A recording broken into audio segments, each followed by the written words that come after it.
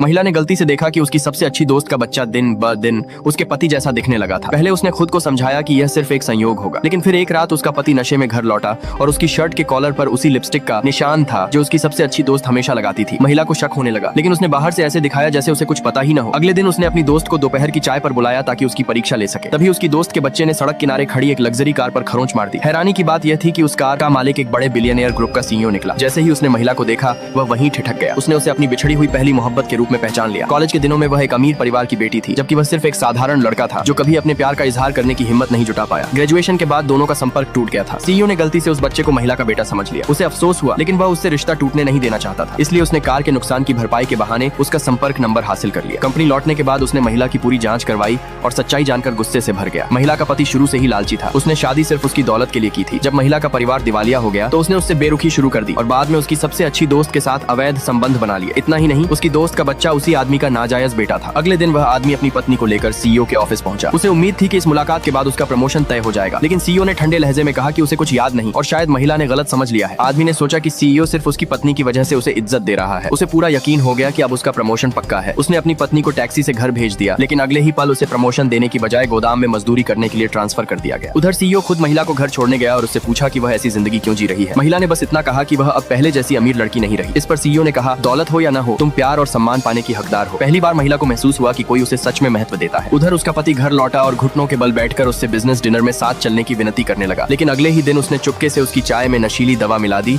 और अनजान पत्नी को वह चाय पिला दी। फिर उसने जानबूझकर सीईओ को वहां बुला लिया। उसे लगा कि अब उसका प्रमोशन पक्का हो जाएगा, लेकिन उसे नहीं पता था कि उसकी पत्नी पर उसके ही एक सहकर्मी ने हमला करने की कोशिश की। ठीक आखिरी पल में सीईओ वहां पहुंच गया और उसने महिला को बचा लिया। नशीली दवा के असर में महिला ने सीईओ को चूम लिया। फिर भी सीईओ ने खुद पर काबू रखा, उसे अस्पताल पहुंचाया और पूरी रात उसके पास बैठा रहा। जब महिला को होश आया तो उसने सीईओ से कहा कि जो कुछ हुआ उसे किसी से न बताए, लेकिन सीईओ अब अपने जज्बात छिपा नहीं पाया। उसने पूछा कि वह ऐसे आदमी के साथ अब भी क्यों रह रही है और अपने प्यार का इजहार कर दिया। महिला ने खुद को उसके लायक नहीं समझा। उसने उसका प्रस्ताव ठुकरा दिया और वहां से चली गई। लेकिन जब वह घर पहुंची तो देखा कि उसकी सबसे अच्छी दोस्त ने उसके घर पर ही कब्जा कर लिया है। तभी उसने उस बच्चे को उस आदमी को पापा कहते हुए सुना। अब पूरी सच्चाई उसके सामने आ चुकी थी। उसने तुरंत अपने पति से पूछा कि उसने उसके साथ ऐसा क्यों किया। आदमी ने बिना शर्म के कबूल कर लिया कि उसने यह सब सिर्फ पैसे के लिए किया था। फिर उसने महिला को घसीटकर एक कमरे में बंद कर दिया। पूरी तरह निराश हो चुकी महिला को तभी सीईओ का दिया हुआ नंबर याद आया। आखिरकार उसने कांपते हाथों से उसे मदद के लिए फोन कर दिया।